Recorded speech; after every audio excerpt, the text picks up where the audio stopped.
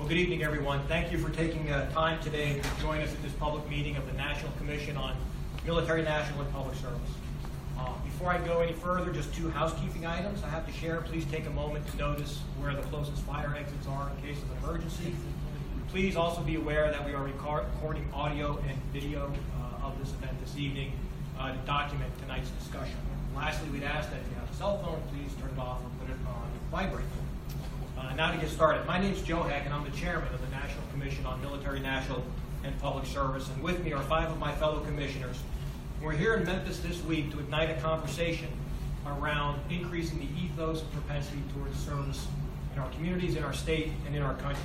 We're excited to be here in Memphis, especially since it's Elvis Week. I can tell you I come from Las Vegas, so I see Elvis quite often. He's all over Las Vegas, sometimes in multiple places at the same time.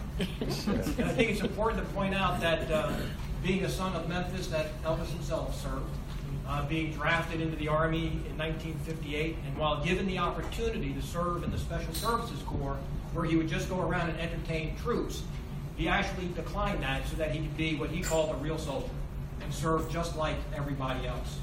Served for 2 years and then continued on in the reserve. This is also a special year to be in Memphis, as you all are commemorating the 50th anniversary of the assassination of Martin Luther King. We're honored to be able to host our event here today at the National Civil Rights Museum, which we know has a commitment to a year of peace and action. Over the course of 50 weeks, they have been sharing 50 achievable actions that realize Dr. King's legacy of peace. And as we talk about Dr. Martin Luther King Jr., I must share with all of you that the Commission officially launched this past January on Martin Luther King Day. And there's one quote of his that resonates with the Commission and that we all ask of you to think about this evening.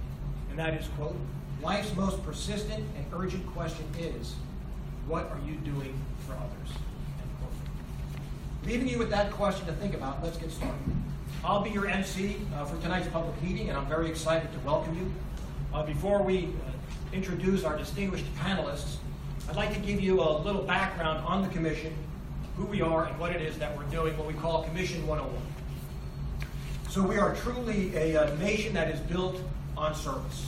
Volunteer service has supported the United States throughout its history. We saw this with volunteers supporting U.S. troops during the Revolutionary War, and in the 19th century, we saw the emergence of religious groups launching several important organizations like the YMCA, the American Red Cross, and United Way. Service is a part of the American character, a defining quality of citizenship and engagement. Some might say it's what it means to be an American. That service is certainly a part of the history of the great state of Tennessee. During the War of 1812, Tennessee won its nickname as the Volunteer State, when volunteer soldiers from Tennessee displayed marked valor in the Battle of New Orleans.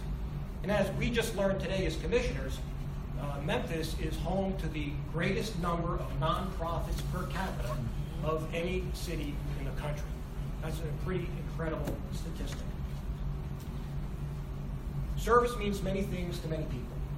It certainly includes those who serve in military uniform. But it also includes the works done by volunteers, by teachers, by government workers, and others. And it has bipartisan support, which, if you're following the news, there's not much that has bipartisan support nowadays. But we're glad to say that service is something that does. Not just now, but throughout our history. And we can highlight efforts by every president, party, every administration in a way to try to foster increased service. President Teddy Roosevelt founded the Conservation Corps. President Hoover promoted service to address poverty and other social conditions.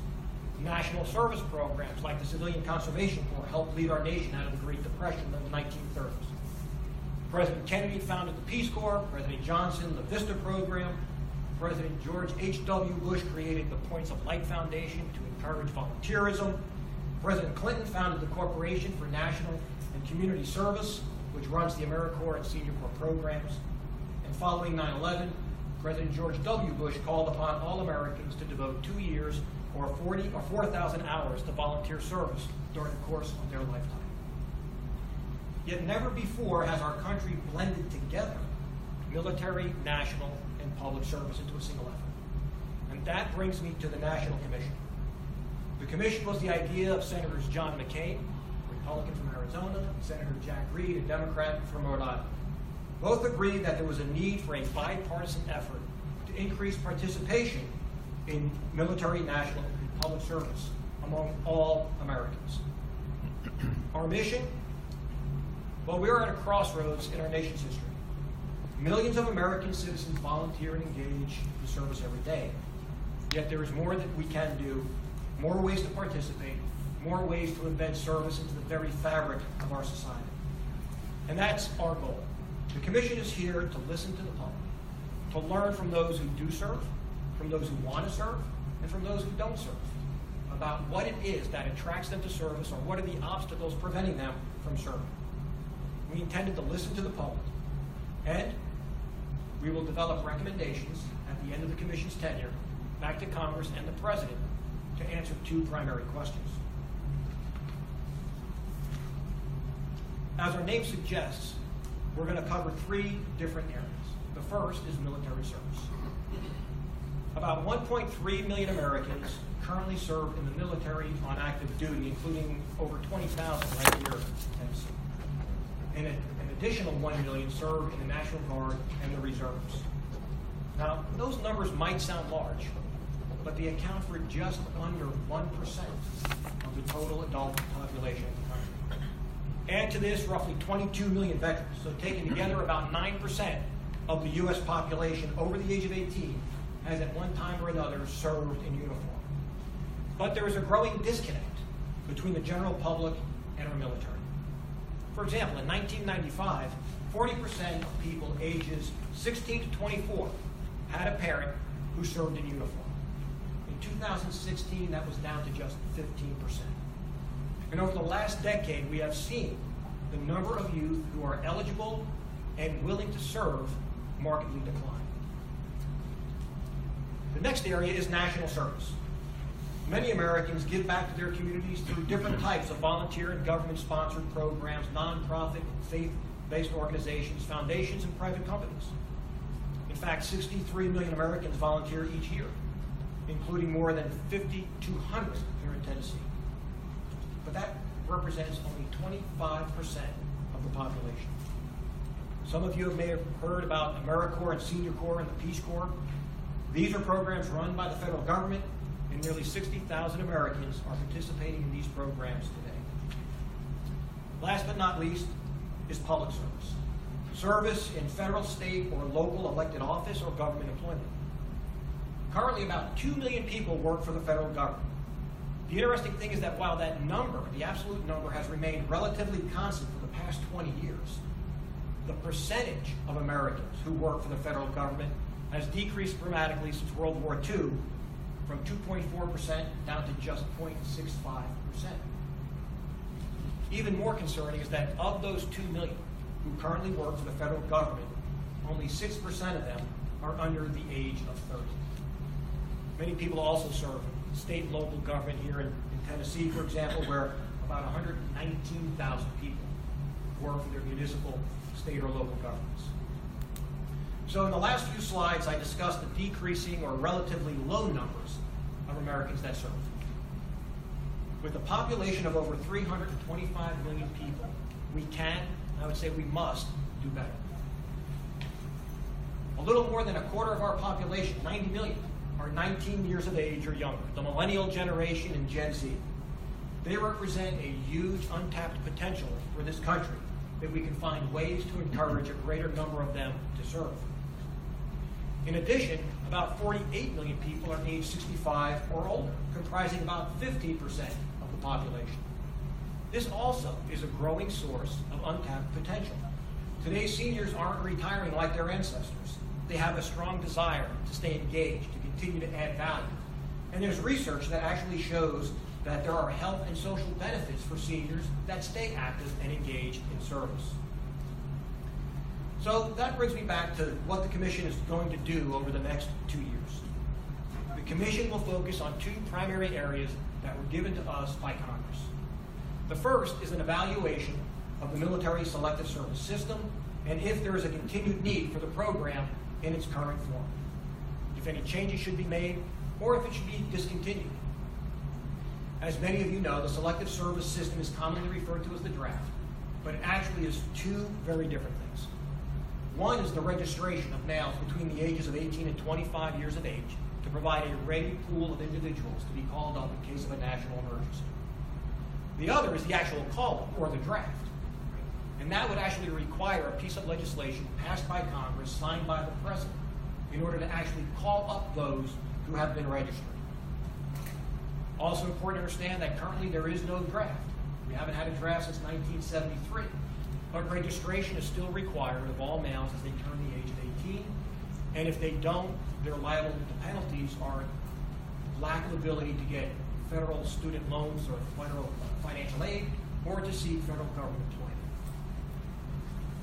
The second, what I think is more important personally, and also much more aspirational, is to undertake ways to explore how to increase Americans' desire and interest to serve across all forms of service, not just the military.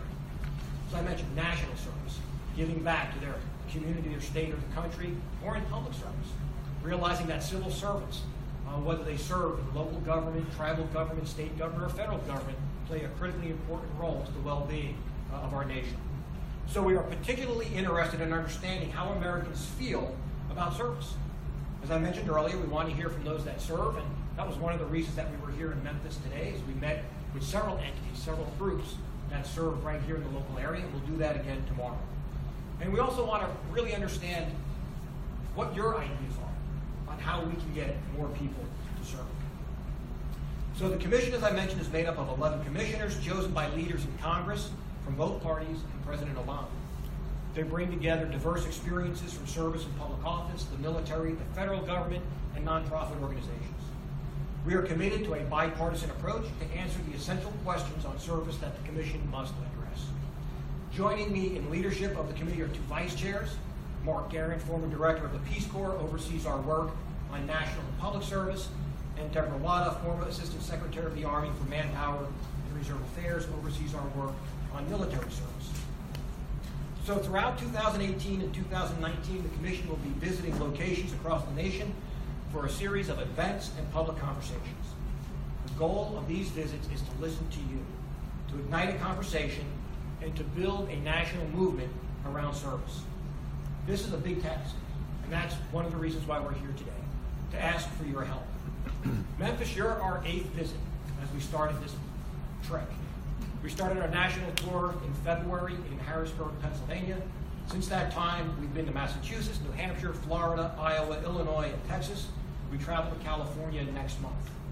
And that's just the trips that we're doing this year. These trips allow our commissioners to hear from Americans representing the rich diversity of America. So as part of our work, these are the key questions that we are trying to answer in order to form the recommendations that will go into our final report. I'm not going to go through them now. I'm going to put this slide back up later when we get to Q&A so you can refer back to it as we move into a discussion. We also ask that you be our amplifiers and go out into your communities. And if folks that you know that aren't here, engage them to engage with us. And they can do that by visiting our website, which is inspiredtoserve.gov. That's serve.gov. Or engage with us on social media, where our handle is the same across all platforms, Inspired to Serve US. Also, there are comment cards on your chairs. If there's something that you'd like to bring up that you don't want to bring up in the forum, when we have the Q&A, please write it down and give it to us. Or take the card and give it to a friend or colleague and have them provide their input and comments as well. The Commission believes that with your help, we can ignite that national conversation and a movement that leaves every American eager and inspired to serve. Because after all, we are a nation that is built on service. So with that, I want to turn the podium over to our Vice Chair, Mark Guerin, who will introduce our distinguished panelists and facilitate the discussion. Then following that, our other Vice Chair, Deborah Wada, will moderate the Q&A so that we can answer your questions and get your feedback. Mark? Great. Thank you, Joe. We should give Joe a hand. I thought that was good. I can stay right here. Thank you, Joe. Well, good evening, ladies and gentlemen. Thank you, Joe, for your leadership as our chair, we warmly welcome all of you here. Delighted to see so many young Americans that are here as well. Their perspective will be appreciated here. Those who've traveled and those who are here in Memphis, we're delighted to have you here. We're excited, as our chair said, to have had really rich conversations here during the course of the day here in Memphis, and look forward to tomorrow as well. But my role here, before my colleague Deborah moderates some Q&A, is to really engage in a conversation with four outstanding community leaders. We've asked to share a perspective on their work and engage in a conversation about the importance of service given the respective sectors and work that they are engaged in. The first is Ike Griffith. Next to our chair is the Special Assistant to the Mayor and Director of the Memphis Office of Youth Services.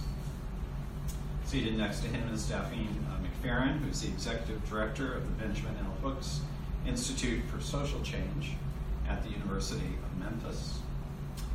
We then have Andrea Hill, who's the Director of Volunteer Memphis, an initiative of Leadership Memphis. And finally, Tyler Stegel, who's the Project Coordinator of the Human Resources Division at the City of Memphis.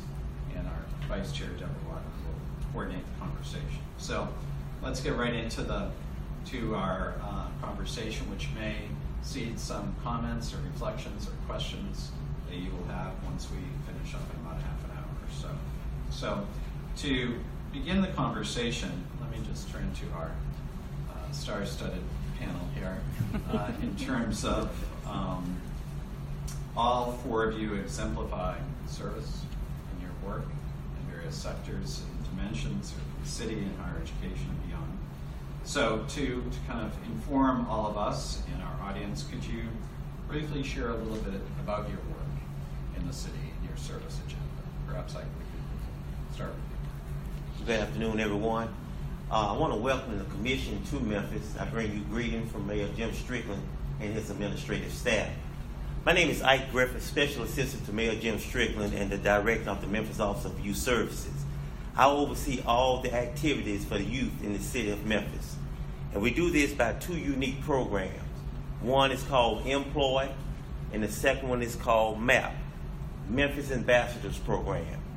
This past summer, we employed 1,500 students in the city at various businesses, along with service providers and faith-based community. With our MAP program, it is a year-round program, an after-school program that we service students after school. And we are fortunate to have good business leaders, faith-based community leaders, and stakeholders that support our efforts. We're very excited. We want to increase our number to employ students over the summer, but it's not the burden of city government alone. And that's why it's so very important that we have our businesses to step up to the plate and help employ some of these young people and compensate them over the summer. I enjoy my job. As I mentioned, I deal with children, so I buy a lot of etc. But it's worth it. I was a school teacher prior to taking this job. I worked in Memphis City schools and Shelby County schools for the past 20 years. I will share this with you. My dad was my high school principal and my mom was my high school English teacher. So that's all I know is about education and dealing with young people. So I'm elated that the commission is here and giving me this opportunity tonight. Thank you. Thank you. Well said. Good evening. My name is Daphne McFerrin, and I'm the Executive Director of the Benjamin L. Hooks Institute for Social Change at the University of Memphis. That's a long title. So we work with the legacy of our namesake, Benjamin Hooks. Our mission is teaching, studying, promoting civil rights and social change. Our programming falls into two buckets. One that's informing the community of civil rights, social justice, and human rights issues. We produce documentaries. Some of you may have seen Duty of the Hour, which has been on WKNO locally on the life of Ben Hooks. We're in production on a film on Ida B. Wells. We have one film on KCET Los Angeles. We have people from across the nation come and speak about contemporary issues facing America in terms of high rates of incarceration in African American communities, disparities in income, education as a civil right. We also do community engagement programming. We have started a program, we're a member of a coalition called Splash Mid-South. As many of you probably know, African American and Hispanic children have the highest drowning rates in the nation. In 2009, after the drowning deaths of 2 African American youth at Memphis City Pools, a coalition came together to try to prevent and offer swim lessons to our minority children in the Memphis area. It's open to anyone, but it targets minority children. So since the program started in 2009, we've had over 7,000 children go through our either water safety program or swimming proficiency program. Some of the children are competitive swimmers at this point. Some of the results of the program are even on Amazon. If you look up Splash Mid-South, we published a monograph on that. We also have another program called the Hooks African American Male Initiative. The city of Memphis is about 62% African American. The county is about 50%, but yet at the University of Memphis, the largest state institution, for a 4-year period, we have about 11.9% of our African American males graduating. So in order to uplift Memphis with some of the most talented, ambitious, eager, cooperative men I've ever met, young men I've ever met, we have to increase their likelihood of success, and that's what we're focused on. So I came to the Hooks Institute by accident. I was a practicing attorney in Washington, D.C. for about 17 years. I was in private practice, then at the Department of Justice, then counsel to former Attorney General Janet Reno, late Attorney General Janet Reno. And I started working on a documentary on the civil rights movement in Fayette County, Tennessee. I'm from Fayette County. My parents, John and Viola McFerrin, I think I see people recognize it. It's called Tent City, started the movement in Fayette County, Tennessee. So I came back to finish up the film at the University of Memphis. And as I was walking out the door, they said, would you consider directing the Hooks Institute? And I was like, I never thought about that. So I went back to Washington for about 8 months and then decided to accept the position. I'm now in my 11th year, and I think my work continues on the legacy of public service begun by my parents, and so important to the uplift of the community.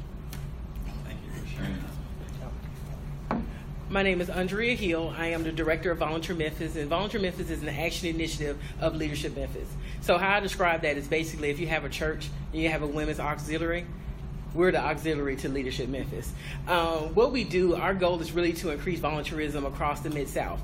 And we host a database of about 300 organizations that post their volunteer projects on our page in an effort to have one centralized place that will give people an opportunity to find somewhere to volunteer, bless you. And as we do that, we have about 30,000 plus individuals that frequent our page to find opportunities to volunteer. Those volunteers are young folks, they're middle-aged folks, and they're folks around my parents' age, 35, that come to volunteer. And so it's a full gamut of opportunities. And one of the things that we try to stress with Volunteer Memphis is that anyone, just like Dr. King said, can serve. And so you can serve by folding envelopes, or you can serve by actually helping to build a house. So as strenuous as you want to be, or as easy and lightweight work as you want it to be, you can serve. And so as we do Volunteer Memphis work, we focus on the database to make sure that we're giving people an opportunity to serve. But in the other pieces of it, we try to go along with our national days of service. So one of the things that we have coming up now is our 9/11 day. So we'll have a full day of opportunities for the community to come together to serve side by side to support our veterans and our first responders. But we also do our efforts for MLK Days of Service as well. So where the rest of the nation has one day to serve, we actually here in Memphis choose 4 days to serve. And so we theme each of those days. But overall, really, the passion that we have here in the city, as you see all the nonprofits that are here per capita in Tennessee, we have the monicum of the volunteer state. All those things really show our true, and I'm going to say it when nobody else says it, the true grit and grind spirit. Not just the Grizzlies, but the true grit and grind spirit of Memphis, Tennessee, and how we want to serve each other. And so where we are now in the National Civil Rights Museum, where we look at our MLK 50, where do we go from here? When I look at, and I talk to people and they say, you know, music is a universal language, I really think serving and volunteerism is a universal language. Because no matter what your age is, no matter what your skill set is, no matter how much you make or what community you come from, you all have similar passions. And you come out to volunteer. And so what Volunteer Memphis does overall is to really get to where those people want to serve and make it easy for them to do that. So that is me. Awesome. Tyler. All right. Good afternoon. My name is Tyler Seagal. I serve at the City of Memphis as a project coordinator in human resources. People think of human resources and kind of cringe, right? Oh, human resources. They're going to come and they're going to, I don't know, paper cut me. I don't know. My job is fun because I am tasked with inspiring students, not only students, but people all across the Mid-South to come and to be a part of the vision that our administration has set, to be brilliant at the basics and to deliver high quality services to the residents here in Shelby County. And so that's a big task. As an HR project coordinator, I oversee and assist with a lot of the hiring for special projects the mayor wants to bring to attention of others. For example, if you're aware, in 2016 when the Strickland administration came into office, our 911 call time was very high. The time it took for us to pick up the phone and answer your 911 call, 60 seconds was the average time. The Strickland administration took several steps to improve that number. We had to hire on some additional dispatchers and change some things about our organization to make that number what it is today, 8 seconds. And so I'm privileged to have the opportunity to show individuals how they can be a part of the change going on here in Memphis through the city of Memphis.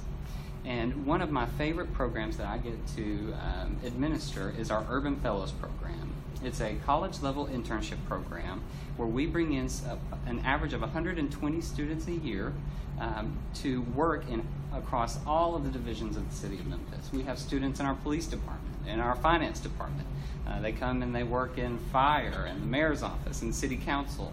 And we do that because I'm a University of Memphis alum, and we are driven by doing. And I truly believe that. Students come out of college with the perception of, I'm going to go and either make a lot of money or I'm going to go and change the world. And I want to show them how they can change the world here in Memphis with the city of Memphis. And so our program is aimed at doing that and providing those interns the opportunity to be a part of that difference. And so I'm very honored to serve on the panel, and thank you all for having me. Thank you, Tyler. The inspiring start by all four of you. Thank you for sharing your journeys and your work. Perhaps, Stephanie, we could start with you because it's evident that you think carefully about these issues at the Institute. I would be very interested in your take, your assessment of the civic health of our country. Just that. And an easy question.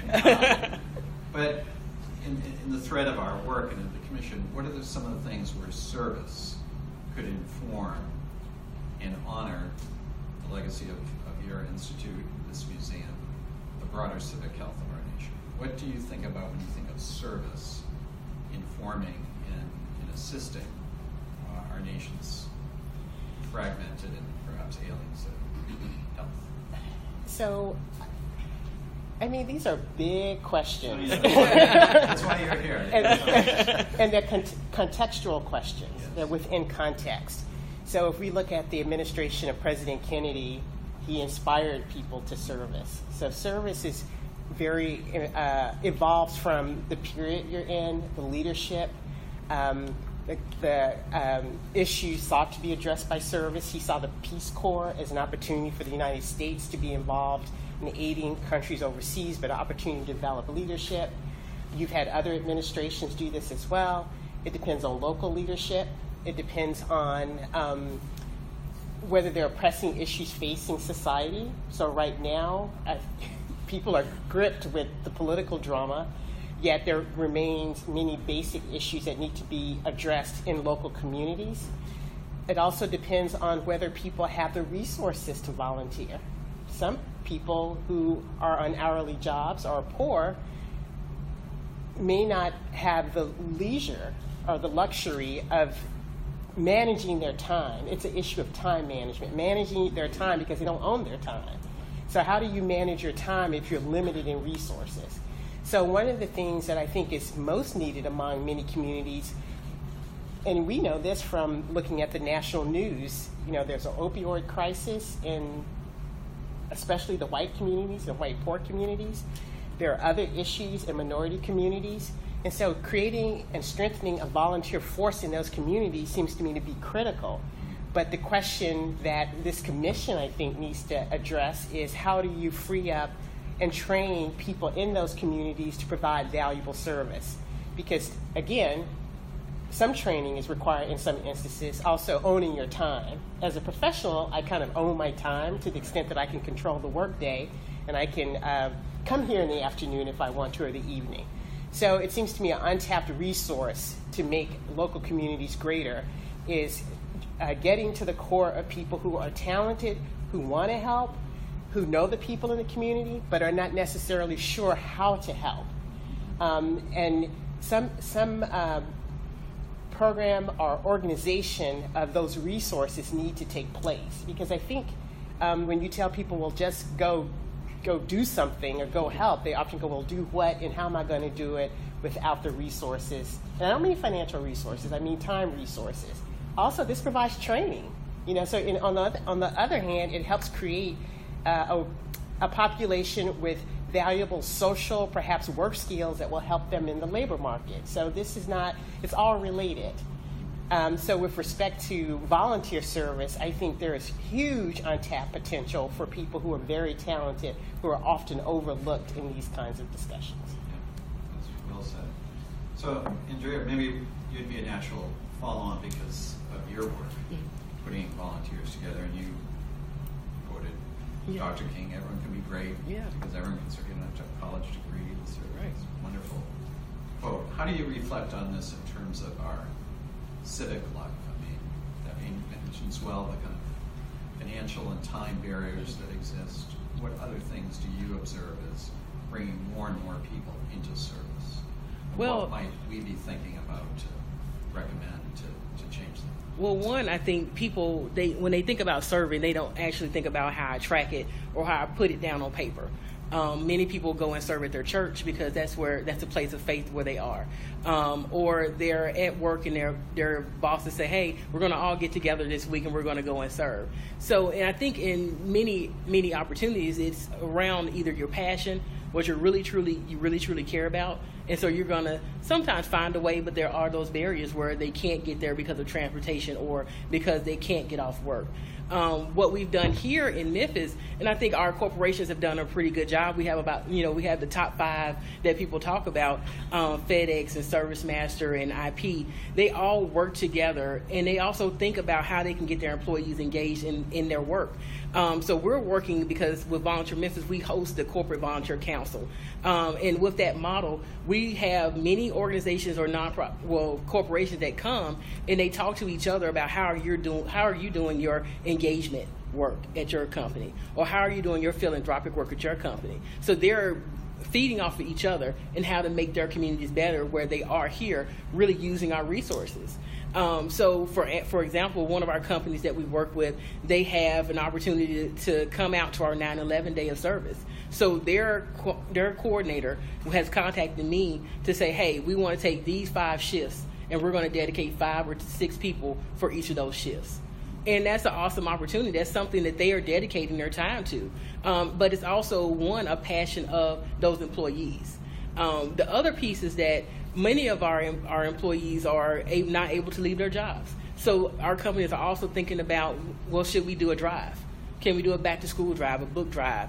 And so those employees who can't leave their companies, can we do something on site that will support them? So there is the barriers, but I think if we have people who are forward-thinking in those companies that know about the community, they are wanting to give back to the community, and they're not just wanting to produce a product for that community, I think we have a better conversation and we have better opportunities. Now, it's not great and it's not at its maximum, but there are companies that are really seeking to do those things a little bit better. So, Tyler, you direct this part of your work, you said, is the Urban Fellows Program. And I think I read something that this has gone from 20 to over 100. Brag on yourself, Tyler. That's right. Yes. When I started the program, hosted 20 interns a year. I was one of those 20 interns. I was hired on after my When internship. you were young. Right. Yeah. And so after that internship started, I went through and I did my time, and they wanted me to come back and coordinate.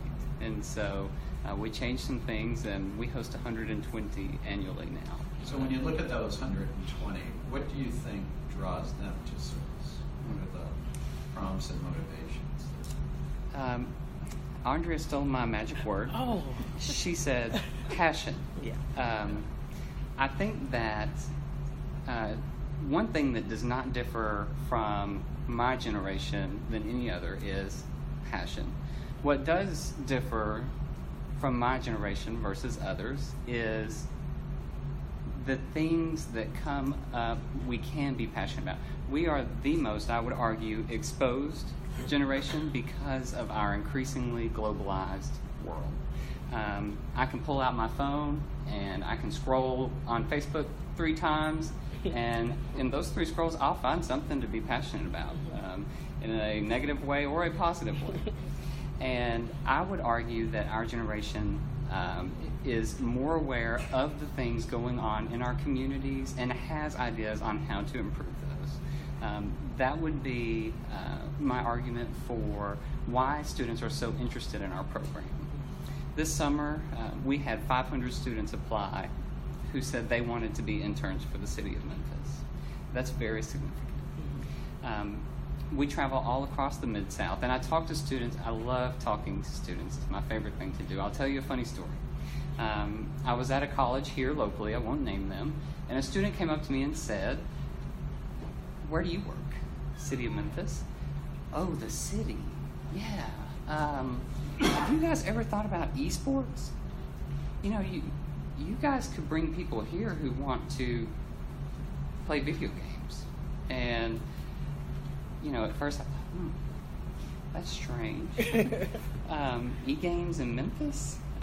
We think about things like, let's start a soccer team, professional soccer team. But you never think about, or we have people who have different perspectives, who are interested in things I would never be interested in.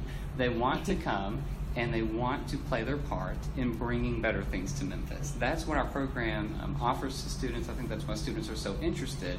They find passion and they want to pursue it. It's my goal to show them how they can pursue it in us. So Ike, if we could turn it to you, you spoke beautifully about your parents as a high school principal and your teacher, and so you have deep experience in education and observing young people. What do you see as some of the barriers to service as you look at this generation? Well, number one, the home structure has really changed. Okay? You know, we have babies having babies. And I think the home structure is a major, major component of a barrier. Also, if I could just talk on the city of Memphis for a moment. We have over 40,000 children living in this city, living in homes making less than $10,000 a year. Okay? And through our program with the employer, we're trying to break that cycle by giving children an opportunity to be financially stable at a young age. You know, one of the things that I have to constantly encourage my young people is that their situation is not their destination. I don't want a zip code in this city to determine a child's destiny. So we have to embrace that child where they may be and provide opportunities. Our school system need to probably enhance some of their structure, enhance civics in the school, letting a child learn about serving at an early age. I think we need to also embrace that every child will not be going to college, but there are careers that they can take up and be successful. You know, it's a different mindset. You know, when we was introduced to that computer, that cell phone, That is really the heartbeat of a child now. You take that cell phone away from a child, you got major trouble. But everything is at their hand, at their fingertip. At a moment's notice, you can learn how to bake a cake or make a bomb, right, from that cell phone. And I think one of the things that has happened is that there was not guidance in place. There were not consequences, effective consequences in place. That has really been the, I guess, demise of our young people. You know, children tell me sometimes that are really college material, they won't go to college because they don't want to be in debt when they finish school. You know, there are many young people that they may walk across the stage and have that diploma, but they're not ready. They're not ready. And once they get out in the real world, where you're just a number, and I tell many of my seniors and my students, I say, you know, when you walk across that stage and receive your high school diploma, your free ride is over. Because you're about to enter a world where we talk too much, love too seldom, and hate too often. And will you be able to be a survivor and not a statistic? I think there's many variables that we need to embrace. You know, we can't, first place is the home, okay, and that's a given. But secondly, from that home, it's the school, our educational system. I think there's many things that we need to embrace in our school system, be more vocal on things that we need to have put back into our school system. If Johnny can't spell his name in the first and second grade, don't pass him on, what we call social promotion, because it's a detriment once they get out. And once a child get out and cannot find employment,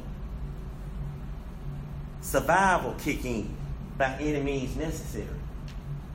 And one of the things that we really want to make sure that we do, and all hands need to be on deck, our faith-based communities, our businesses, our nonprofits, because these are our children in this city.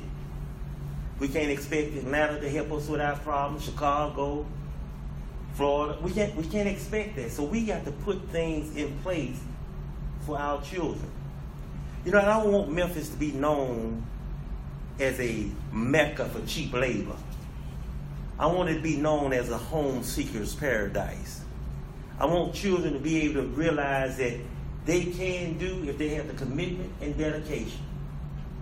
And if we continue to work with our young people, guide our young people, and give them real world experiences, I think we will prevail.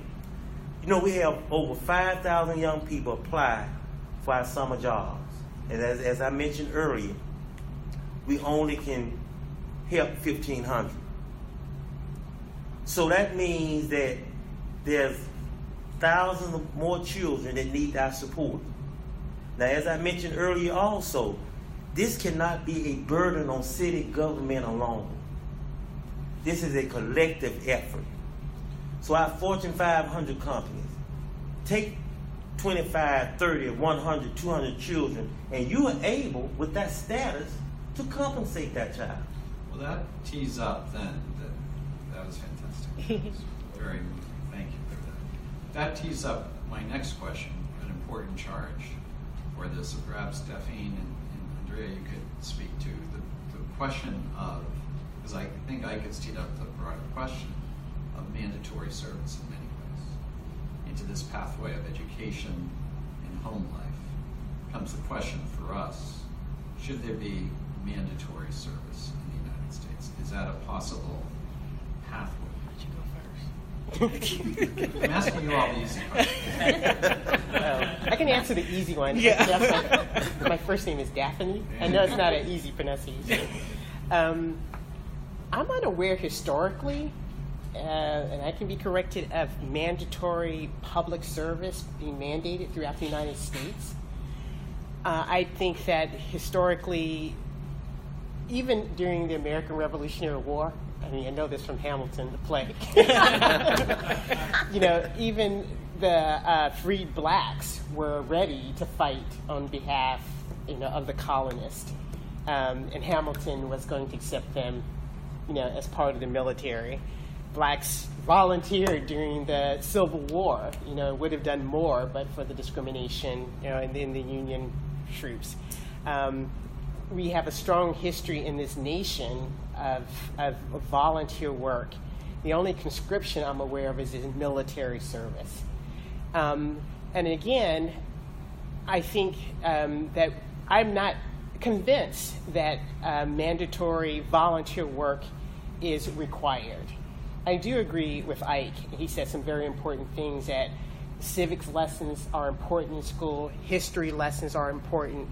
Being taught as you grow how your involvement, how you're part of a whole. None of us are really separate. What you do affects me, what I do affects you. And teaching that early on, showing through school and other community work the importance of volunteering. Now, we haven't gotten to military service, so you didn't ask me about that. So I would say, I think there would be pushback, an appropriate pushback on mandatory volunteer work. I think that there are ways to get people engaged, to train people, to engage people, to excite people by working with national, local, and grassroots leaders. And I don't think the country has done a good job of employing and motivating and embracing the various levels that we could get engaged with to create the kind of service that could transform communities. So I think to require it as a mandate without first exploring and exhausting available avenues is not a good idea. Awesome answer. I would say mandatory service is not the answer. An example that I would give is that we had those students who, because of the school shootings, they activated. And so I think for us, if we get out of the way in some of our processes and our procedures and our, open up the book and this is what it says we're supposed to do, I think people will then have the opportunity to serve where they want and how they want. And when I say get out of the way, I think get out of the way of making it mandatory, but be in the opportunity to support them with giving them the education on this is what it means to serve. This is what will come from your service, and the impact that you'll make from your service. In Memphis here, we have a lot of volunteers, and many of the volunteers will always want to go to St. Jude, or they want to go to Le Bonheur, or those areas that they really feel that passionate about. It affects them deeply. They've had a friend or a family member that's been affected by some cancer or some disease, or they're wanting to work at a homeless shelter because they see the homeless folks in the community and they know that they're just like me, but only by one paycheck I could be in their situation. And so I think giving them the opportunity, making it easier for them to get out and serve. Now, by all means, I do not mean take away background checks in the application process and trainings, but not getting in the way where it's hard for them to serve, where they can't find a place to serve, or when they want to serve, it's hard for them to do that. If we stay out of the way, let people serve where they have that passion and where they want to serve, give them the opportunities, and make it often and more, then they won't just be one-time volunteers. They'll come back, they'll serve again and again. And I think these episodic opportunities are awesome. Everybody wants to go to the volunteer project, and afterwards we go to the bar and drink. That's for the millennials. I think I fall into that category by just this much. But we want those opportunities where they volunteer over and over and over and over again, because that's sustainable. Then they go out to be an advocate for that particular area. MIFE was really awesome at that, our Metropolitan Interfaith Association. They have volunteers who are clearly volunteering into their 90s. And so they don't serve because it's just something to do. They serve because they wanted someone to help them as a senior companion. That's one of our senior corps programs. So if we find opportunities, give them opportunities to do it, make it interesting, making it fun, quote unquote, making it sexy, then people will want to volunteer for it. But if they think it's hard, they think the title is, mundane and dry, then they won't do it. So making it easy for them to do it is where we really need to try to move forward to. And I don't know if we make it easy for them all the time. Let me pivot to the second piece of what our chair outlined, and Ike, you'd be good on this question, and that is the selective service question, our charge is, where every 18 to 25-year-old young man is required to register. Would you broaden that definition to all Americans, to women as well? How do you think about that part of service and that part of our responsible mandate to answer the Congress? Well, ladies not being a part of it, that's the law, for one thing. But should that be changed? I think if those individuals, ladies, want to serve and be a part of, yes, it should be changed. You would require them to register? I would, if they so desire. Yeah. Okay. I think one of the things that we need to understand that, you know, especially during this time frame, things have really changed in Washington, and there has to be a new structure per se on how we look at everything coming down from Washington. Things are not the same, so there has to be a new outlook and a creation of new norms. And we have to sometimes lead by example. And that's so very, very important. So I would broaden it, you know, because if we're keeping up with the news, you know, our allies and the different countries that we are, you know, dealing with, it's a different mindset. It's a different leadership. It's totally different. And I think we need to be prepared for that, for those changes. So we're going to be going out to questions after this last lightning round here that Deborah will moderate. But one can't help but be inspired in this venue at the Civil Rights Museum, thinking about the history and the 50th anniversary. And then our charge of how, as our chair said, how do we enhance and create an ethos of service in this country over time? Dr. King said the arc of the moral universe is long, but it bends towards justice. One of my favorite quotes. I think it was President Obama who added, but it will not bend on its own. And therein lies our charge. How do we enhance that ethos of service? So it's sort of a wrap up, at least at this part of the conversation. I invite you to tell us what to do, to offer any other kind of closing reception, something that might not have come up, or something you would commend to us to be thinking about. Perhaps, Tyler, we could start. One of the things that we do, or let me back up. One of my favorite police officers for the city of Memphis has a famous line of saying, no matter who you are, at some time in your life, you've probably thought about being a police officer. You ask a kid in elementary school, kindergartner maybe, what they want to grow up to do. I saw some pictures come across the screen earlier of an astronaut, or a soldier, or a police officer. And all three of those characters are ones we're talking about today. We need more servants. And students are passionate early on as a kindergartner. They want to be a soldier. They want to be an astronaut. They want to be that police officer because they want to help others.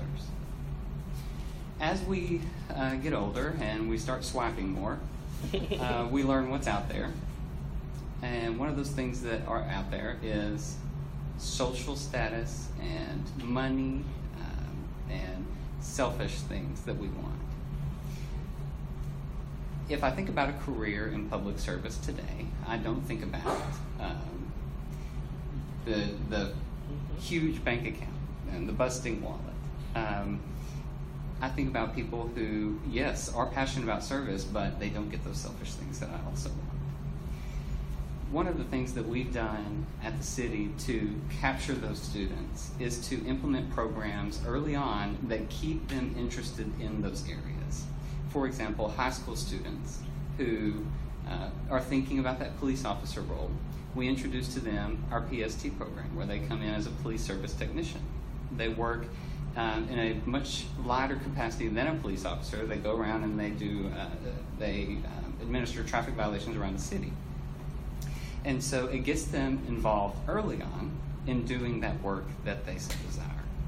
And it shows them what it is like truly to be a police officer. And we introduce them to the benefits of being so. And so programs like that early on to capture those students who are interested in military service or They want to go join the Space Force. I know that's a thing. We capture those students early on. We show them truly how they get there. That's just my recommendation to the commission. Thank you. So I would say, people say volunteerism is, there's this altruistic kind of spirit behind it. I don't gain anything from it. Well, we don't gain any money per se. But what you will gain is some people will gain friendships. They'll gain skills for a job to be promoted. They'll gain just network and opportunities. So there is a lot of things to gain from your service. But what I feel like is that volunteerism should be easy, and there's always something for you to do in a city. There's always a need that needs to be met. And if people are able to think that I am that thing that can solve an issue, even for an hour, I can do that. So I think to the earlier points is, eliminating those barriers, but giving people, again, the opportunity. Service is really one of those instrumental things that every community needs. They need a volunteer to help tutor. You need a volunteer to help put food together at a homeless shelter. So there's always a way for you to serve. So I don't think there's ever going to be an opportunity where there's no volunteering, there's no serving going on. I just think people need to be able to find a place and have the right avenues to get to those places of service. And then we need to recognize them for their service. My generation, I would say, I won't tell you which one I'm in, but but as far as recognition, it's really just that I know I've made an impact. Some generations will necessarily want the plaque, they want the trophy, or after 25 years I want the gold watch. But whatever it is that's driving you to do that, that's fine. I mean, everybody has their own passion, their own reason for serving. Just find a place to serve and do it often. Okay, so my parting suggestions would be for the committee to think about volunteerism in terms of boxes and structure. So when we talk about volunteering for public service, we have to address removing some of the things that encourage people to volunteer. So if you want doctors, law students to take job in federal service, you also have to think about loan reduction programs, a loan forgiveness, because often many of them cannot go into public service because the student loans are so high. It's prohibitive. So a lot of that has been eliminated. So it's a moot point to talk about volunteerism if they have. When I graduated from Harvard Law School back in 1989, that's what, 25 years ago? Whatever. 2 years ago. 2 years ago. 2 years ago, my student loan debt was $750 a month, right? And I had 10 years to pay it off. And I paid it off, but I had a folding chair and a table, for 10 years. So, but those were 10 years of the most formative period of my legal career. If you talk about volunteerism in the context of people working hourly jobs, you have to make some provisions for them to be able to integrate into the structure of the community, because they are leaders. They just haven't had the opportunity to demonstrate that leadership. You also have to think about the tone of the nation and leadership at the top and in the middle at the bottom. Some of the best periods of volunteerism have occurred when people were moved by the charismatic leadership of those at the top who saw a vision greater than themselves. So that's critical. So I would encourage the commission to think about all of those things, to think about it at a national level, middle level, local level, again, at a grassroots level. And you asked a question about the military, so I'll be short about this. But one of the concerns I have about the military is that military wars fought by the United States feels like a video game. Most of us don't have any contact with anyone who's in the military. I'm from a family that has a strong military bent. The military is disproportionately minority. And I question whether or not the minority segment of the country is bearing the most severe price for the cost of war. Now, not everybody. There are people who choose the military as a career. There are people who finish college and graduate school and go into the military. But I think we need to rethink whether there is a more equitable basis to shoulder the burden of national defense where all of us feel connected to the outcome of our wars. So I never served in the military, but those are the overriding questions I hope the committee will take back with them. Well, I'm going to speak on a level of a school teacher for a moment. And I think one of the things that's going to be very important that we implement volunteerism in our daily chores and activities.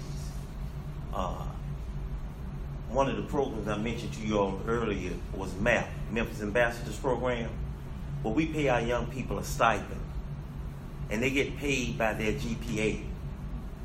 I can't see a 2.5 student making the same amount as a 4.0. But if you want to get that 4.0 amount, you got to study. But along with that, we have community service that is a requirement in my program. So we have to sometimes implement volunteerism, to get our young people to understand what this process is all about.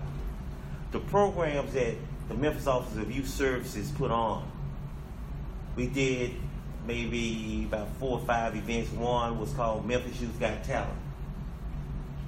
My admission cost to come into that program was 3 canned goods or 1 jar of peanut butter, because we wanted to give back to the food bank. You understand what I'm saying? So we have to sometimes set the example for others to follow. So now my young people understand about giving back. Okay? They understand about hard work, working hard enough to get to the next level. We just really want to make sure that we put in place that our young people feel that they can be marketable and be a part of society as a productive individual. And we sometimes have to do that by teaching them along the way. Guidance, instruction, and hands-on experiences. They look at me sometimes and say, this I be through. I treat them all like they're my children. But they can tell you anytime, Mr. Griffith he's fair, hard, he's fair, and he's friendly. But I'm about the business. So firm, friendly, and fair is what I stand on. And I tell you, it feels good when you have a child to come back and say, thank you. Well, we have been in 8 cities, as Joe said, across America. This was truly an outstanding panel. We thank you all, and I turn it over to Deborah for our audience questions. Thank you.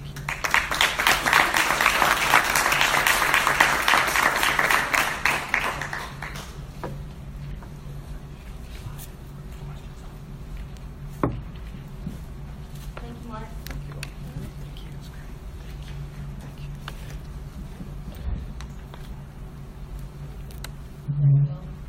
Just wanted to get the questions back up. So before we pivot to the question and answer portion of our meeting, just want to provide a few ground rules. First, any member of the audience is welcome to share comments publicly with the commission. We also ask that you ask questions of our fellow panelists. We do ask that you limit your questions to 2 minutes in order to allow for as many speakers as possible. And since it's hard to hear in this room, I speak very loudly, so you probably can hear me. When it's your turn to speak or ask a question, a staff will come over with a microphone. So we have Judd and we have Addie. I will pick out people. Please raise your hand when you're if you have a question. And second, that we ask all remarks pertain to the mission of the commission and the topics that our panelists covered this evening. And finally, as I shared, not me, as Joe shared earlier this evening, in addition, we have the cards. So if you don't get a chance or you're a little shy this evening, but you still have comments to make, please feel free to take the cards with you, or you can go to our website and add your comments there as well. Or if you have people that you talk to, friends, family, that weren't able to come tonight, please have them share their comments with us as well. So we will start the question and answer, and if there's anybody who has questions, please raise your hand. Otherwise, I'm going to pick on you. Jump in the way.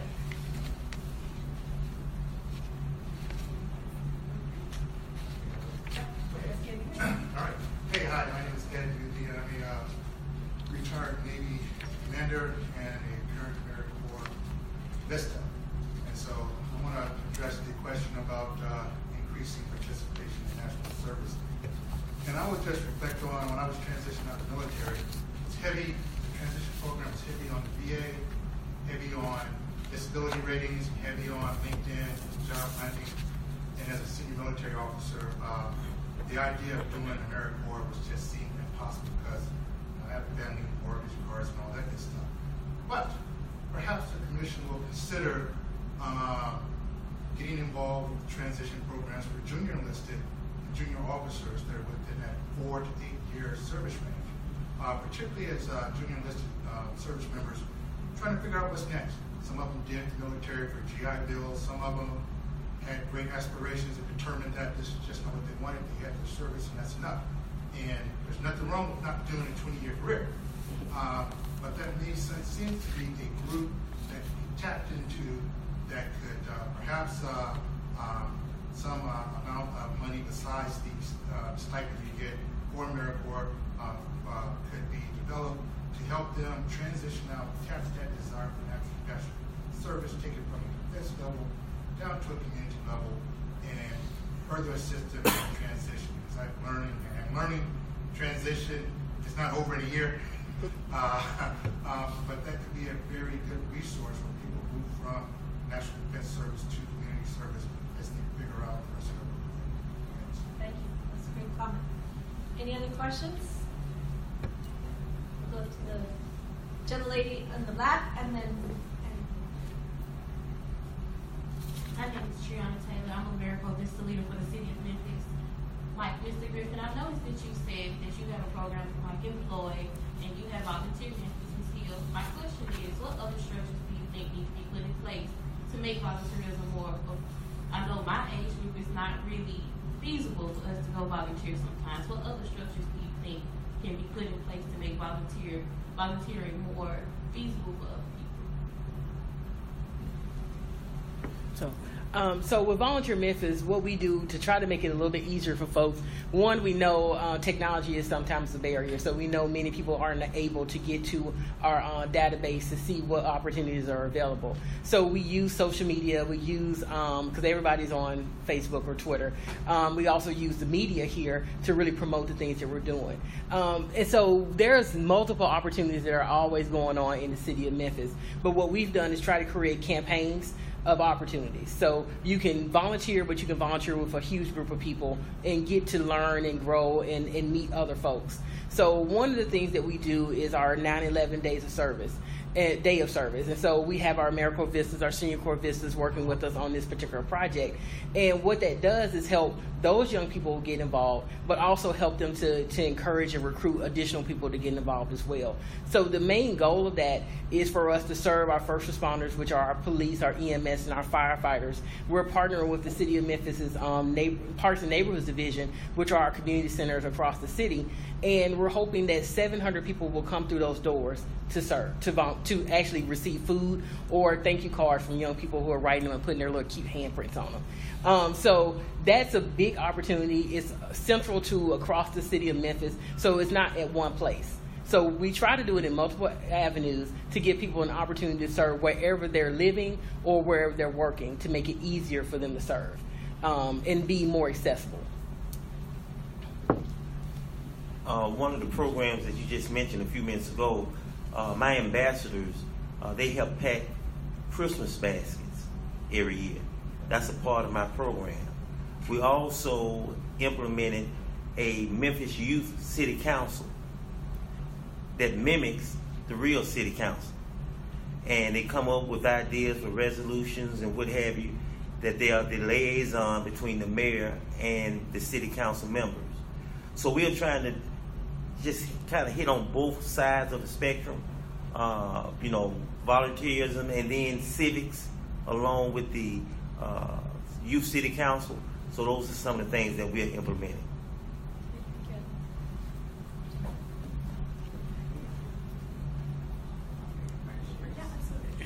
I'm Akeem. I've also been a part of the Urban Fellows program, and I'm a senior at the University of Memphis. Recently this spring, we did an alternative spring break, and it was the first time I've ever experienced something like that. And we went to Nashville. a lot of other people went to California, Atlanta, but Nashville was, we were like, okay, what's the difference about that? It's just right across the street. But what we did there was we had lunch, dinner, we explored with each other, and we created a bond. And there was like a 45-year-old lady, there was an 18-year-old lady, and seniors. But in this type of program, I think it helps with increasing the participation.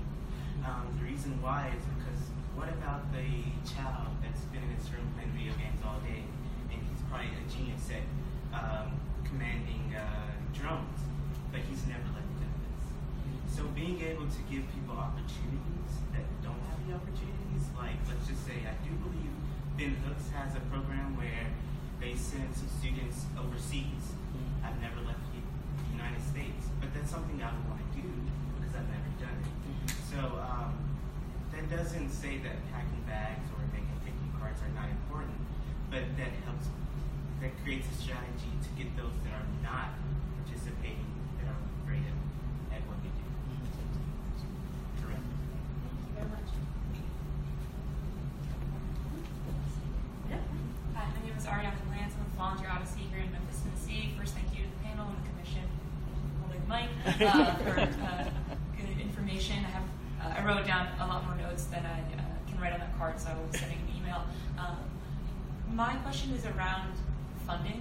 So one of the key things that I missed hearing about tonight was where is this money coming from? So a lot of nonprofits, especially here in Memphis, that don't have endowments like Levana or St. Jude, we're all pulling from the same pool. It's a conversation that we have here in Memphis pretty frequently, which is how do all of us who are working together to make the city better, why do we need to fight for the same amount of money when there's plenty of national grants and other opportunities for funding that we don't normally get? So this question is kind of nebulous, and it's for the commission. If you have any remarks, or if you can share if there's any conversation about funding with the panelists, and then also for the panelists in terms of how do we steer that conversation so that nonprofits are working together and maybe perhaps with the national government in order to provide services, because we can't have volunteers if the nonprofits can't function. Sure. We've been looking at, so I think it depends on sort of the recommendations that the commission finally comes up with, because part of what we come up with will have to be how we're going to fund it, how we're going to support it. Resources is part of that discussion. We're not there yet. We're still listening to the American public on opportunities on how we can help and how we can leverage what is already out there instead of creating the wheel, because we don't want to duplicate use resources for the same thing. So if you folks have ideas on funding opportunities as well, better ways to fund things, we would love to hear it as well, because we're taking a look at everything. So we'll go to that side with the lady right next to the gentleman with the white shirt, and then we'll go to the gentleman with the red shirt. Hi, I'm Corinne McClure. I'm currently serving as an AmeriCorps full-time member at Bridges downtown, working with youth development.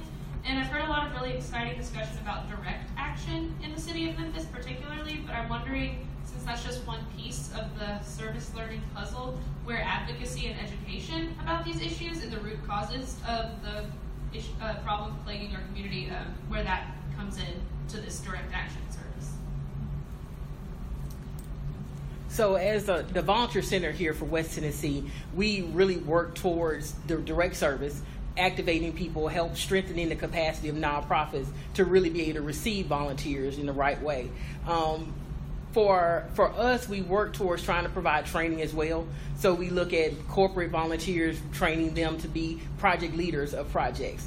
So they not only just come out and volunteer their 5 hours at work, but they also learn about how to really manage that particular project. For us, we've started through our MLK Days of Service. So our model is that we have those 4 individual themed days, but it is not just volunteerism. It's not just doing the project and then going home. It is truly trying to find ways to train. So last year, or actually this year, we did partner with Points of Light, which is the national organization for volunteerism, and we were focused on financial literacy. So how we chose to do that for our organization was to focus on FAFSA completion. So we trained volunteers, and even if they did not go out and volunteer, actually helping a young person complete their FAFSA, that is still knowledge that they have now that they can continue on, help other people in their community, even themselves go out and actually complete their FAFSA so they can go to college, or whether it's a 2-year institute or a 4-year institute. So we try to not only, again, not do the direct service, we try to provide that training as well. But as a part of Leadership Memphis overall, we are a training and development leadership organization. So we have our executive program that we tie in service to that. And we also have a fast track program for our middle management leaders as well. So in that regard, Volunteer Memphis is a supplement to, yes, they're getting this information in a classroom setting, but now how do I activate this at my company or in my own community? So we really do try to marry the two together. Direct service, but it's direct service that I've learned how now to really support and provide the resources to my community that I can do, because that's my goal, my skill. Thank you. Gentleman, Commissioner. Good evening. My name is Tim Ware, and I just have a couple of questions for the panel, or 2 questions for the panel. One, I'm interested when we talk about this idea of public service, if there are any ways that we're thinking about tapping into opportunity youth, who, like all others, are very passionate about things, but who, for reasons maybe of their own doing or life experiences, kind of opted out of mainstream society. So that's the first question, if there's any ways that we're thinking about engaging them in broader volunteer efforts. And then the second question I have is, are there ways that we are thinking about leveraging volunteerism as a tool to help with individuals who have been impacted by mass incarceration, ease their transition back into society?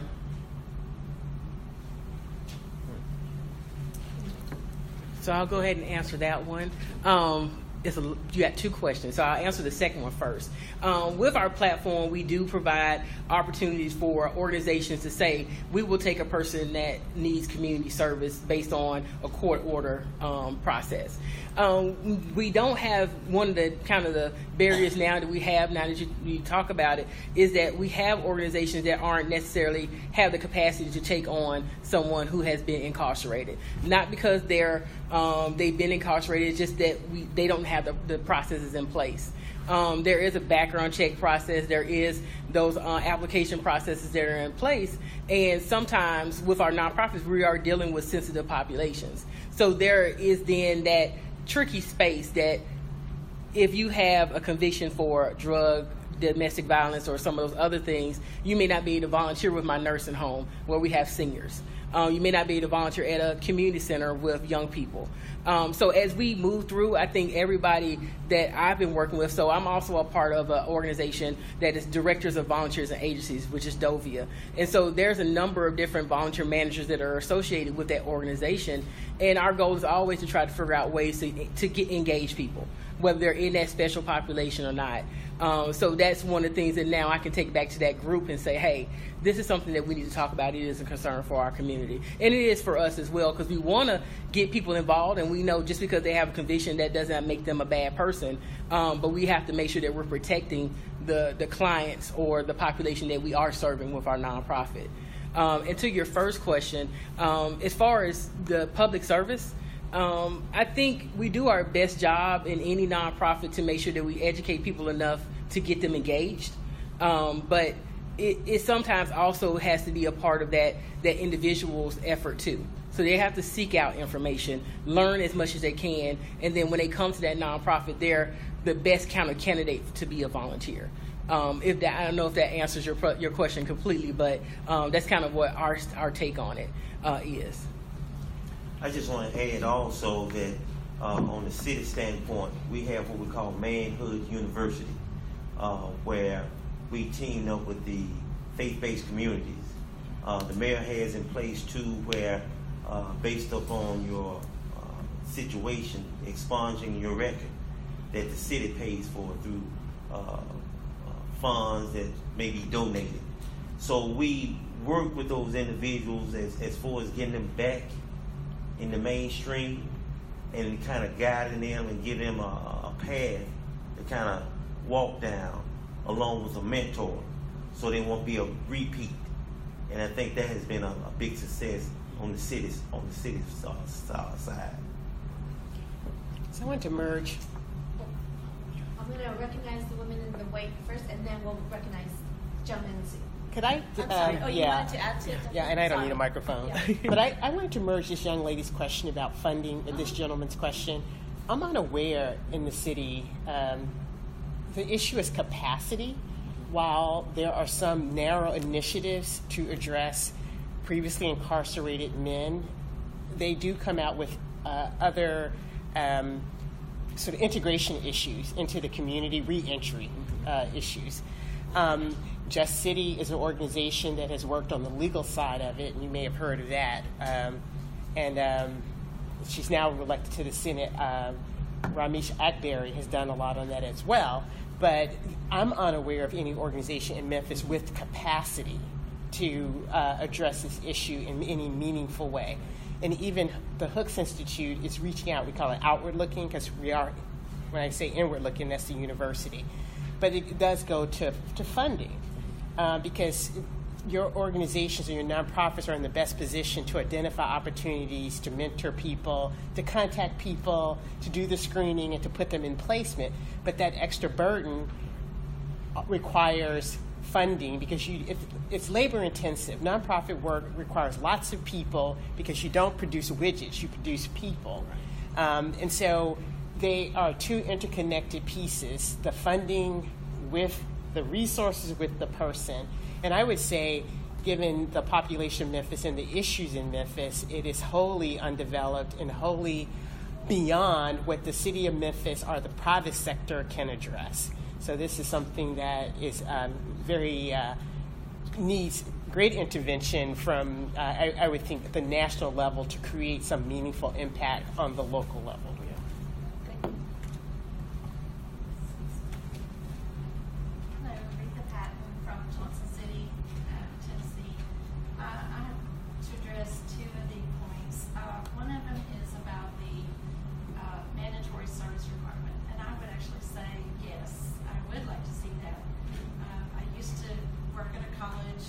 Students on alternate spring break, and I also spent my life in kind of community service. And I would honestly say that I've said that a million times, that I felt like the country should do mandatory service because it is life-changing. And I worked with college students who were getting degrees and didn't know what to do with them. I've seen high school kids who just, maybe thought they were good at something. I've had college students change majors. And I think that mandatory service requirement would actually be that break between chasing the dollar, like Tyler said, and give a young adult a chance to see what they were really good at and how they might contribute to the country. And so I would vote yes, or I would urge you to think about that for those reasons. Secondly, about the barriers of service and how does the United States increase the service of Americans. Personally, I think I'm a product of 4-H Club, and I'm not advocating 4-H Club in particular, but I think that type of a environment, it starts at the 4th grade, it is in the schools. My school teachers integrated that curriculum into us as young kids, and it stayed with me through high school. I graduated as a 4-H kid. I was actually a national winner. It made the difference in my life and everybody else in that group. So something similar to that is integrated in the school system, and it incorporates community service, leadership, citizenship. It just had all the ingredients. And so I think we've taken things like that out of the schools, and we need to put them back in. So that's my 2 comments. Thank you. I don't think I need a microphone. One, I agree with you. We do need mandatory service. And there's a reason why. Many young Americans grow up having no understanding at all what it means to be a citizen of the United States of America. Those that serve do, because they go out there every day to put their lives on the line for what this country stands for, what it means to be a citizen. Yes, sometimes it means giving up your life so that others can have a better life. But until you've been there and participated in that, you have no clue. People that do not recognize what the flag of the United States stands for, there's a problem. That means they didn't understand civics when they were in high school. Or it was something that was never taught to them. But when you serve your country, you learn to understand what it means to be a citizen. Now, we talk about volunteering. If you're from Tennessee, that comes naturally. But volunteering is just a piece of it. Every young American needs to have some skin in the game. And when I say skin in the game, right now, less than 1% of America's young men and women serve this country. Less than 1%. So young men that are in Afghanistan, Iraq, and other places right now, they've been over there multiple times. And today, most of us sitting here don't even think about them because we have no skin in the game. And we talk about, well, let's honor the flag and who doesn't honor the flag and all that. Those people are over there fighting so that we can go to ball games, so that we can sit here this evening and have discussions about service. Every young American should have that opportunity. And once they've had that opportunity, let's say you're 18. A question up there, should we modify the services? Yes. Whether you're male or female, your 18th birthday, you should register for the draft. You will keep the draft by all means. By all means. Because we don't know what's going to happen. If this country had to fight today with about 1.26 million active military people, how long could we stay in that fight if it were a major fight? How many people could we pull up and say, you've got 2 weeks, 6 weeks to get ready to go? How many of them would be ready with the technology that they have to work with today?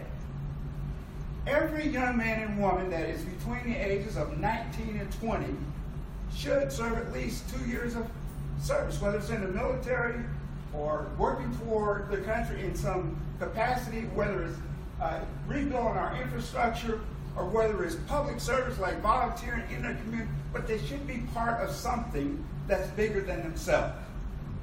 Now, let's think about volunteering. And we talked about a lot about volunteering here. Well, think about it. For a person that's certain, well, let's use the breakfast analogy. The pig gives something, the hen gives something, or the chicken gives something. The chicken is so proud of that egg they put on the table. Look what I gave. I gave that egg. That pig says, I put the bacon on the table. I had to really give up something. That chicken is still there looking at that egg. But in order for that pig to give up that bacon, that pig had to die to put it on the table. But think about that. Volunteer, you go, you do that once and you feel good. You go do it twice, you feel good. But if you're in the service of your country, you're like that pig. You got something in the game. Okay? So whether it's the ham or the bacon, you're in the game. So, what can we do? If you're going to college, that's fine. We want you to go to college. But you still have a draft number. If you're not going to college, then you should be doing something in the service of your country, learning what it means to be a citizen. Now, again, is it mandatory? It should be. We need to figure out how to do that. Now, there's an extreme. You can make it mandatory, and you can end up like Germany before World War II. Everybody was so into one frame of mind that they didn't see the big picture. They forgot about, okay, this is a democracy. So we have to be careful there too. And ma'am, I'm not a plant, but I have to come back to you on the minority numbers in the military today. Minorities make up 40%. They do not make up the majority. Okay? Now the second part of this. The United States military today, and you can go to most states in the country, 75% of the young men and women between the ages of 18 and 24 or 25 could not serve in the military today because of educational reason, obesity, mental health issues, crime, or drugs. So 75% of the youth in the state of Tennessee between the age of 18 and 25 could not serve in the military today. But what's to say if they were doing mandatory service? We could work with them. They could learn the skills in those 2 years that when they got out or they had finished that service, they would be in a reserve component, but they would have a skill that's employable. Now we have, like Griffin said, 40,000 here in Memphis. These are called opportunity youth, like you were talking about, between the ages of 16 and say, what is it, 25? Well, they're unemployed. They've dropped out of school. They're not going to school. They're not working. They are a number. But when you think about it from a taxpayer standpoint, you're paying something for those people to do nothing. So if they were in selective service, they would have done something, have learned a skill, they would be able to be employed by someone. So this is bigger than Memphis. Now, the panel was talking about issues that we have here, and great job. But this is bigger than Memphis. We're just a part of it. So I hope I haven't embarrassed anyone or said something that offended anyone, but this is big. And it's time for us as a nation to stand up to the plate and say that less than 1% can't continue to carry the load. We all are part of this democracy, and everybody needs to understand what it means to be a citizen of this great country. Thank you. I just want to clarify one thing. I think you made some good points. So let me be clear, because we were recording, that minorities disproportionately make up the share of the military. Yes, you're right. Okay. Percentage of the population. Right. So I want to be clear. It's not African Americans, about 12%. We disproportionately make up the military. So I want to be clear on the record. But you make some good points. We're gonna have to go back through them. You know. 1% is not all African Americans. I know. Okay. Do we have any other questions this evening? We have very quiet on the side.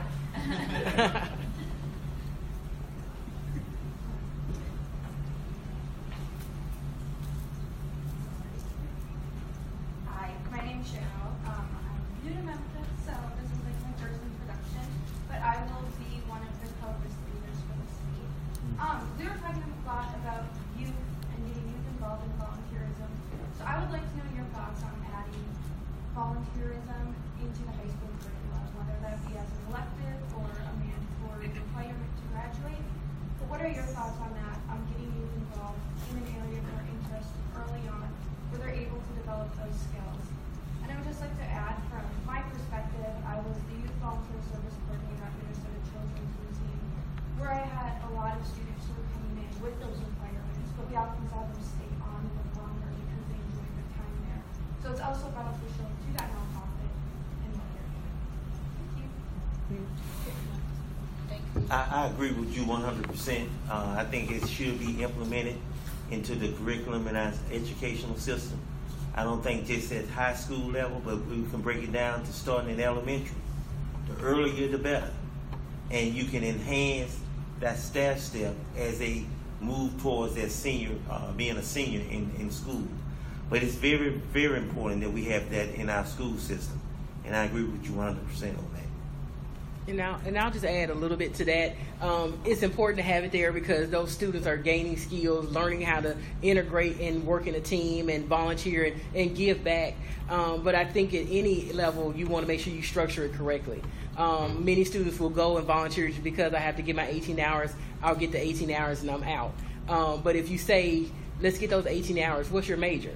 Oh, you want to go into medicine. Okay, well, maybe we'll put you at a children's hospital. Or so being more strategic about it will then help them build the skills that they need to have when they graduate. And it's not just, again, it's another requirement. I got to take this class.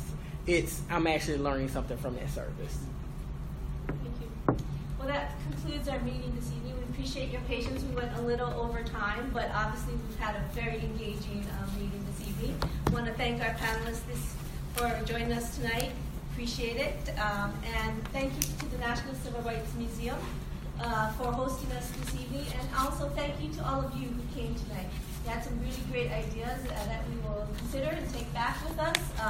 And again, it's an honor to be here with all of you. And we will be visiting California next month. So if you're actually in California, you're welcome to join us again. If you want to take a trip out there, we'll be in LA and San Diego for a day.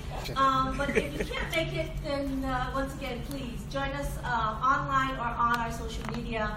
And if you're at home tonight and you're thinking, oh, I wish I asked that question, or I wish I had talked about this, then feel free to go to our website. It's www.inspiredtoserve.gov, and you can always find us on social media as well. So thank you all for coming. Thank you very much. Thank you so much.